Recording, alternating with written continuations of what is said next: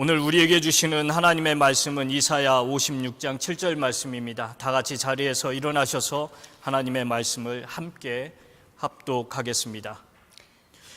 내가 그들을 나의 거룩한 산으로 인도하여 기도하는 내 집에서 기쁨을 누리게 하겠다. 또한 그들이 내 제단 위에 바친 번제물과 희생 제물들을 내가 기꺼이 받을 것이니 나의 집은 만민이 모여 기도하는 집이라고 불릴 것이다. These I will bring to my holy mountain and give them joy in my house of prayer. Their burnt offerings and sacrifice will be accepted on my altar. For my house will be called a house of prayer for all nations. 아멘. 모두 자리에 앉아주시기 바랍니다.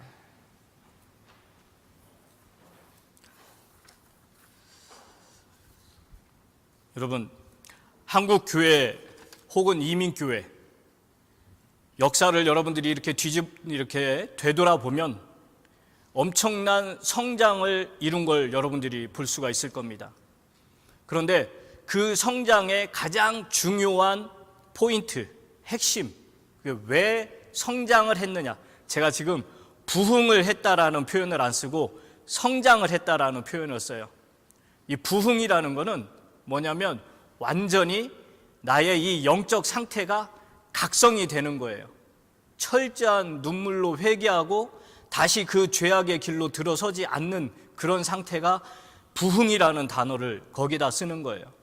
그리고 성장이라는 거는 여러분, 이 어린 아이들이 잘 먹으면 어떻게 됩니까? 막 쑥쑥 크잖아요. 그래서 점점점 아주 힘이 세지고 막 이렇게 큰데 아직 머리는 어른스럽지 않잖아요. 그래서 그런 걸 이제 성장이라고 하고, 또 성숙은 어떻습니까?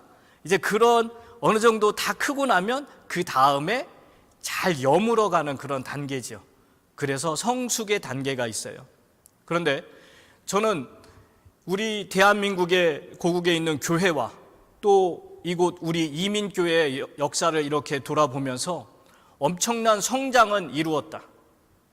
지금은 이제 정체기가 되고 뭐 성숙기가 된다고 하지만 그 성장의 중심에는 뭐가 있었느냐? 바로 기도가 있었다는 거죠. 이거는 부인할 수가 없어요. 여러분 잘 보세요. 대한민국의 1907년에 평양 대부흥 운동이 일어난 뒤로 그게 바로 영적 대각성이었거든요. 길선주 목사를 비롯한 많은 교회 지도자들이 앞에서 자기 자신이 죄인임을 고백하기 시작하면서 하나님 앞과 교회 앞과 성도들 앞에서 자기가 얼마나 큰 죄인인지, 어떤 정말 악한 짓을 저질렀는지 그런 걸 낱낱이 회개하고 고백하면서 눈물 콧물이 터지기 시작한 거예요. 그리고 그 옆에 이 이야기를 듣고 있던 좌중에 앉아있던 그 남성분들이 자리에서 벌떡벌떡 일어나가지고 나도 그랬습니다. 나도 그랬어요. 그러면서 그 사람들이 일어나서 회개하기 시작했어요. 그 운동을 진짜로 평양 대부흥 운동이라고 그래요. 그 뒤로 대한민국에 어떤 일이 벌어집니까? 이 회개 운동이 낮이고 밤이고 밤새 정말 새벽부터 밤에 이르기까지 계속해서 부르짖으며 눈물을 흘리며 기도하는 그 일이 막 벌어지기 시작한 거예요. 그들이 교회의 부흥을 달라고 기도한 게 아니에요. 이 대한민국의 엄청난 모든 사람들이 다 구원받게 해주세요, 그걸 기도한 게 아니라 자기 자신들을 돌아보니 죄인의 괴수라는 거예요. 그래서 자기 자신들이 그렇게 눈물로 새벽부터 기도하지 않으면 안 되는 거예요. 그래서 그들이 새벽에 눈을 뜨면 기도하면서 자기 가슴을 치며 통탄하며 회개하기 시작했던 거죠. 저녁이 돼도 잠자려고 누웠는데도 다시 또 내 가슴을 치는 그런 악한 죄들이 생각나는 거예요. 주님 앞에 밤새 눈물을 흘려 기도하기 시작하는 겁니다. 그게 전국에 퍼지기 시작한 거예요. 그래서 대한민국은 새벽부터 밤까지, 아니 밤새 기도하는 철야 기도가 그 모든 시골에까지 다 퍼지기 시작한 겁니다. 그 결과가 어땠습니까? 어마어마한 교회 성장이 일어났어요. 그런데 이민교회도 어떻습니까? 이민교회도 초창기에 이민 와가지고 다들 힘들고 어려운데 어디 가는 게 아니라 새벽마다 여기 와가지고 교회에 와가지고 뭐 20마일 30마일 개의치 않습니다. 40마일 50마일 개의치 않아요. 그냥 새벽에 일어나서 기도하고 출근할 준비 다 하고 새벽 4시 반부터 일어나서 준비하고 그러고 막 교회로 옵니다. 와서 주여 살려달라고 기도하고 눈물 흘리고 콧물 흘리고 그러면서 자기의 자신을 위해서도 기도하지만 이 엄청난 기도의 눈물을 새벽부터 뿌리기 시작했어요. 여러분, 우리 이민사회에서 모든 분들이 뭐 낮에 놀고 밤에 또 놀고 그런 사람들 봤습니까? 아니잖아요. 낮에도 열심히 성실하게 일하고 밤에는 또 어떻습니까? 다른 사람보다 조금이라도 더 늦게 문을 닫으려고 그렇게 눈치 봐가면서 일을 했어요. 그럼 집에 가서 좀 쉬면 너 얼마나 좋아요. 집에 가서 쉬지도 않고 밥을 먹는 둥 마는 둥, 아니 아예 그냥 보따리 다 싸들고 어디로 갑니까? 교회로 가요. 교회로 가서 문 두들기고, 아니 교회 문 두들 필요도 없어요. 먼저 온 사람들이 이미 부엌에 들어가서 밥을 해놓고 기다리고 있는 거예요. 그리고 다 같이 앉아서 막 밥 따뜻하게 해서 그냥 아무 반찬 없잖아요. 그냥 그거 먹고 어떻게 합니까? 하루 종일 있었던 얘기 스트레스 받는다고 서로 막 이야기하고 놉니까? 아니잖아요. 다시 찬송 뜨겁게 부르고 주여 부르짖으며 그들이 얼마나 많은 그 기도에 눈물을 쏟았습니까? 그때 이 이민사회, 이 이민교회는요 터져 나갈 지경이었어요. 교회를 그냥 계속해서 교회가 불어나기 시작했었습니다. 그런데 어느덧 대한민국도 그렇고 이 이민교회도 그렇고 기도가 사라지기 시작했습니다. 함께 모여 기도하는 그 시간들이 점점 줄어들기 시작했어요. 저는 단언컨대 오늘날 이런 결과는 우리가 기도하지 않았기 때문에, 기도를 멈췄기 때문에 지금 우리가 이런 결과를 맞이하고 있다라는 겁니다. 이건 너무나도 무서운 경고예요. 우리가 교회를 성장시키기도 했지만 우리가 교회를 문 닫게 하는 것일 수도 있어요. 우리가 기도할 때 교회가 성장했지만 우리가 기도하지 않을 때 교회가 쇠락해버리는 거예요. 이게 어떻게 보면 다른 사람에게 책임 있는 게 아니라 저와 여러분들에게 있는 겁니다. 여러분, 오늘 우리가 읽은 성경 말씀을 보세요. 한번 그 말씀 다시 한번 볼까요? 내가 그들을 나의 거룩한 산으로 인도하여 기도하는 내 집에서 기쁨을 누리게 하겠다. 여러분, 구약 시대에 성전도 하나님이 거하는 집이고 또 그 성전 하나님의 집에 또 다른 이름이 뭐냐? 기도하는 집이라는 거예요. 나의 집은 만민이 모여 기도하는 집이다. 여러분, 오늘날 우리 교회는 어떻습니까? 오늘날 우리들의 교회는 어떻습니까? 우리 교회 어때요? 기도하기 너무나도 좋은 그런 장소잖아요. 그런데 이곳이 기도의 소리가 사라졌어요. 일주일에 한 번 만민이 우리가 함께 모여 뜨겁게 기도해도 모자랄 판인데, 제가 이곳에 6개월 가까이 있지만 7개월째 있지만 이곳에서 뜨겁게 기도했던 적이 없습니다. 저 개인적으로는 했지만 이곳에서는 우리가 다 같이 하지는 않았어요. 채플에서는 토요일 새벽에 모여서 기도는 하지요. 미국 교회가 하는지 봤어요. 안 합니다. 여러분, 이건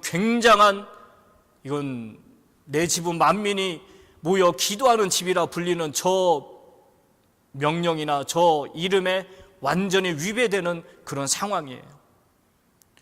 여러분, 우리는 다시 한번 우리의 이 교회가 어떤 정체성을 가지고 있는지 깨달아야 돼요. 그래서 이론적으로만 아는 것이 아니라 기도는 해야지. 기도는 당연히 해야 되는 거야. 이것으로 멈추는 게 아니라 정말 두세 사람이 내 이름으로 모인 곳에 주께서 함께 하신다고 그랬잖아요.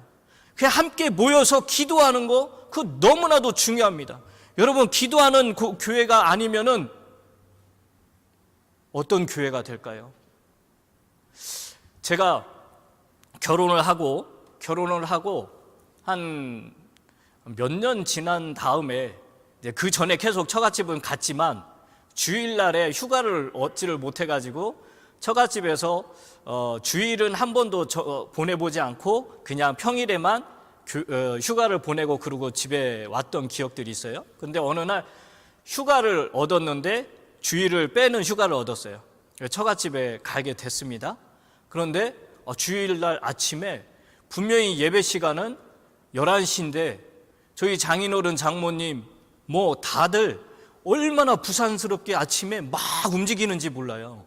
그래서 아니, 지금 시간이 9시 조금 넘었는데 이분들이 왜 이러시지? 물론 아침 드시려고 그러나? 아침도 드시고 막 하시고 다 꽃단장하고 양복 착 입으시고, 그러고 10시 조금 안 됐는데 딱 일어나서 성경책 가방 딱 들고 나가시는 거예요. 그래서 아니, 교회 왜 이렇게 일찍 가시냐고.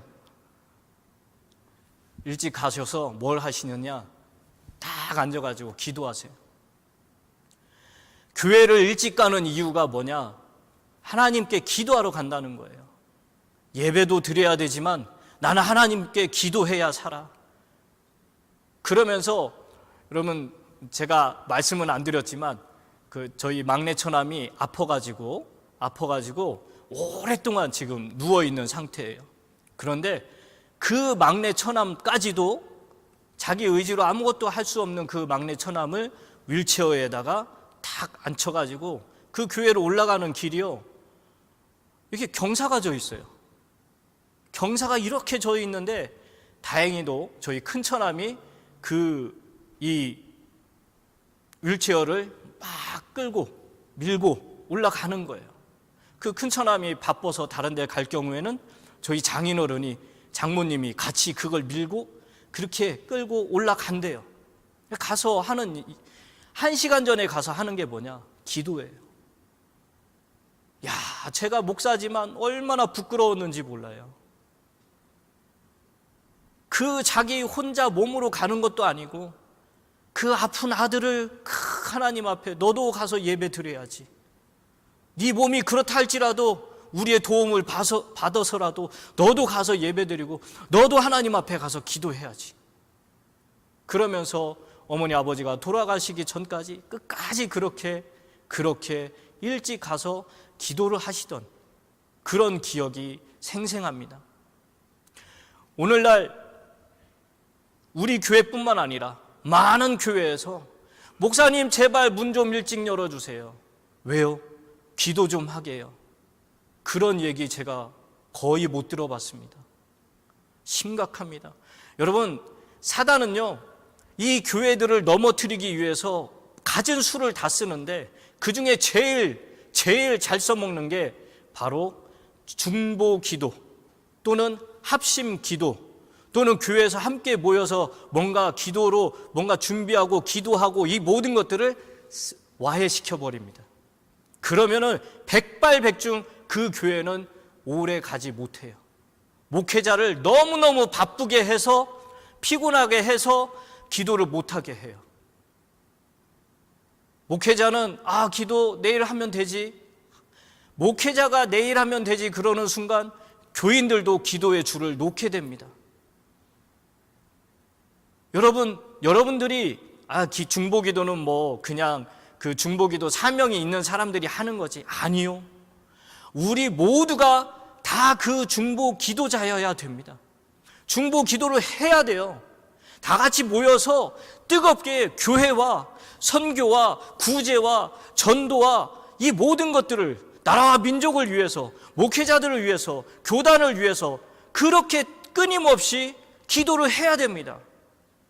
여러분, 우리가 기도하는 그것이 바로 하나님을 움직이게 하는 거란 말이에요. 우리가 기도하지 않으면 하나님 일하시지 않습니다. 여러분, 우리 주님은요, 성전을 지을 때도 그들에게 기도하게 하셨고, 그 기도로 말미암아 그 사람들이, 하나님께서 움직여서 그 성전을 짓게 하는 거예요. 지으신 거예요. 여러분, 우리 하나님은 혼자서 뭐든지 다 하실 수 있어요.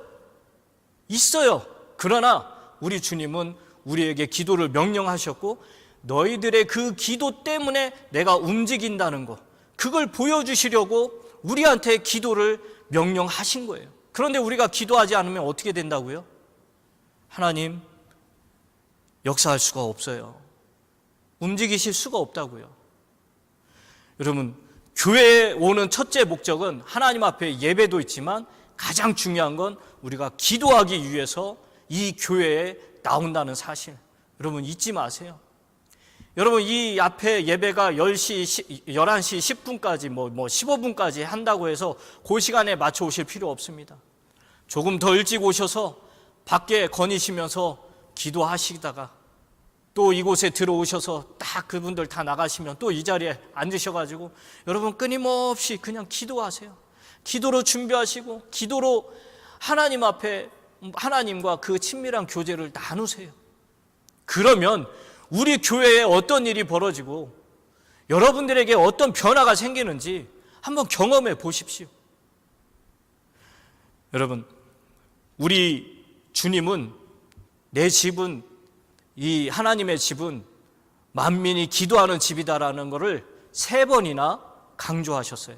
복음서에 보면 이런 말이 3번이나 나와요. 우리 예수님이 직접 그렇게 말씀을 하셨어요. 그런데 기도하는 자리가 아니라 이곳에서 기도는 집에 가서 골방에서나 하는 거지 뭐 여기서 이렇게 기도한다고 그래요. No, 아니에요. 우리 주님이 원하는 건 우리가 이 자리에 나와서 기도하는 걸 원하십니다. 여러분, 초대교회는 어땠을까요? 초대교회는 어떻게 탄생을 했을까요? 마가의 다락방에서 120명의 그 예수 그리스도를 믿는 사람들이 철저하게 그들이 기도함으로 초대교회가 세워진 거예요.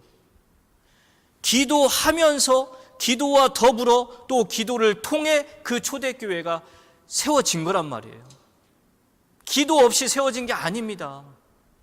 초대교회 사람들은 그 엄청난 기적과 이적을 맛봤고 말씀들도 많이 알고 있었어요. 그럼에도 불구하고 그들은 자기가 경험한 그것들을 의지하지 않고 자기가 본 어떤 것들을 의지하지 않고 철저히 무릎 꿇고 우리 하나님만을 의지하고 주의 성령을 의지해서 그들이 교회를 세워나갔고 전도했고 그들이 선교했고 그들이 기도하면서 구제를 했던 겁니다.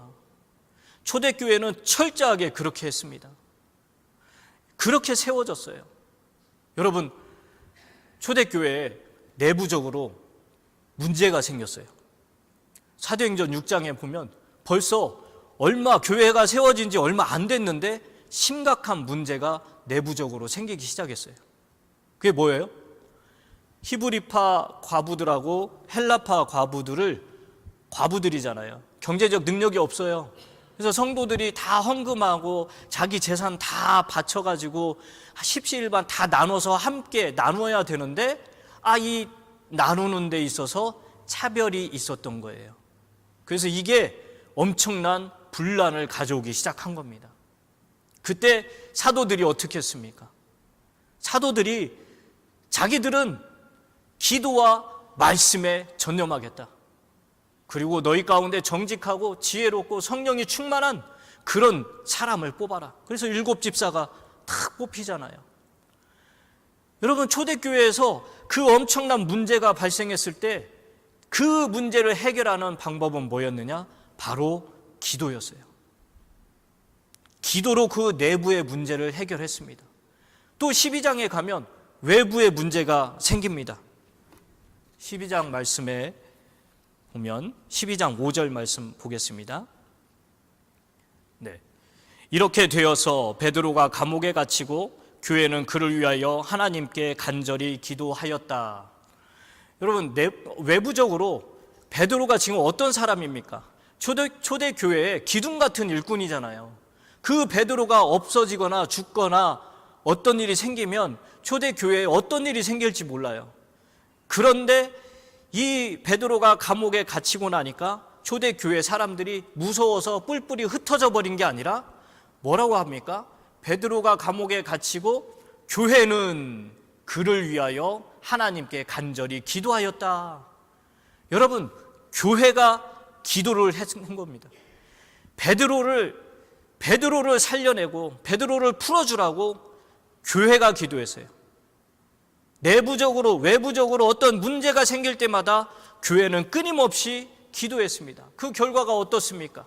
성도들이 모여서 하나님 앞에 간절히 교회가 힘을 모아서 기도했을 때 결국 그 기도가 하나님 앞에 상달이 되고 그 상달된 그 기도 덕분에 하늘에서 누가 내려옵니까? 하나님께서 천사를 보내지요. 그 천사가 하나님의 이 일을 하면서 감옥 문을 열고 베드로의 착고를 풀어주고 감옥 문을 척척척 열면서 나가게 하잖아요. 엄청난 기적이 일어난 거죠. 그 기적의 단초가 뭡니까? 교회가 모여서 기도하니까 그런 일들이 생기는 겁니다. 여러분, 우리 초대교회는요, 또한 어떻게 했냐면 직분자들을 세울 때도 철저하게 장로나 감독이나 선교사나 교사나 이런 교회의 직분자들을 세울 때 어떻게 했느냐? 금식과 기도를 했어요. 왜? 직분자들 될 사람들을 놓고 당신들이 금식하고 기도하시오, 이 정도가 아니에요. 그 사람들 뿐만이 아니라 교회가, 성도들이 다 같이 금식하고 기도하면서 그 직분자들을 세웠습니다. 오늘날 우리 교회 안에 이 UMC나 혹은 제가 여타의 이 이민교회를 다 경험해봤지만 직분자 세우는데 금식하고 기도하는 그런 교회 저 못 들어봤습니다. 초대교회는 그렇게 했습니다. 여러분, 직분자를 세우는 건 너무나도 중요한 거예요. 저도 목사로 안수받기 전에 가만히 돌아보니까 제가 금식 기도를 했나? 안 했더라고요. 안 했어요. 제가 두렵고 떨림으로 이 직분을 맡아야 되고 이 직분을 감당하기 위해서 하나님 앞에 금식하면서 기도하면서 주님, 내가 겸손하게, 정말 겸손하게 나를 드러내지 않고 오직 정말 교회와 성도들을 겸손하게 잘 섬기게 해달라고 그렇게 금식하면서 기도하면서 이 목사 직분을 받아도 될까 말까인데 그렇게 하지 않았습니다. 여러분들 혹시 권사 직분, 장로 직분 받을 때 했습니까? 안 했어요? 그러면 우리 한번 해볼까요? 늦었지만 한번 해보자고요. 하나님, 내가 그냥 교회에서 직분 준다니까 그냥 받았는데, 나 뭣도 모르고 받았는데, 아이고야, 주님의 이 직분을 받는다는 건 정말 교회를 세우고 또 성도들을 살리는, 그래서 덕을 세우라고 나에게 이런 직분을 줬는데 내가 아무것도 모르고 받았군요. 하나님, 이제 내가 그 직분을 잘 감당하기 위해서 나 한 끼라도 금식을 한번 해볼게요. 그러고 하나님 앞에 내가 이 직분을 잘 감당할 수 있게 해달라고 한번 기도해 볼게요. 여러분, 이런 한번 결단을 한번 해보십시오. 이런 결단을 한번 해보시고, 그리고 여러분들의 직분을 다시 한번 생각해 보시고, 그 다음에 바로 회복돼야 되는 게 뭐냐? 바로 기도예요. 기도. 그 기도가 회복이 되잖아요. 그러면 우리의 영성이 살아납니다. 그저 그냥 안일하게 편안하게 지내던 그 내가 다시 깨어나기 시작하는 거예요. 여러분, 우리 예수님은 어땠을까요? 우리 예수님도 12제자를 뽑으실 때 누가복음 6장 12장 13절 한번 같이 읽어볼까요? 그 무렵에 예수께서 기도하려고 산으로 떠나가서 밤을 새우면서 하나님께 기도하셨다. 날이 밝을 때에 예수께서 자기의 제자들을 부르시고 그 가운데서 12를 뽑으셨다. 그는 그들을 사도라고 부르셨는데, 여러분, 예수님께서 12제자를 뽑으시기 그 전날 뭘 하셨다고요? 밤새 기도하셨어요. 12제자를 뽑으시고 그들을 사도로 명명하시기 전에 하신 일이 뭐냐? 이력서 갖다 놓고 검토한 게 아니라 철저하게 밤새 기도하시고 주님과 함께 일할 그 사람들을 위해서 끊임없이 그렇게 기도하신 겁니다. 우리 예수님도 사람을 뽑기 위해서, 제자를 뽑기 위해서 기도하시는데 우리도 마찬가지입니다. 우리는 주님을 따르는 자들로서 앞으로 교회에 어떤 직분자들을 세운다? 그러면 이제 제가 공표를 하겠죠. 여러분, 앞으로 교회에 6개월 뒤에 장로 직분, 권사 직분이 이제 수여가 됩니다. 그러니 우리 모두 금식하며 기도하며 준비합시다. 여러분, 이게 순서입니다. 그래서 우리가 교회가 직분자를 세울 때도 끊임없이 열심히 기도해야 됩니다. 그런데 마지막으로 중요한 건 뭐냐? 우리가 기도할 때요, 합심으로 기도해야 돼요. 마태복음 18장 19절 20절 한번 볼까요? 함께 읽습니다. 내가 진정으로 거듭 너희에게 말한다.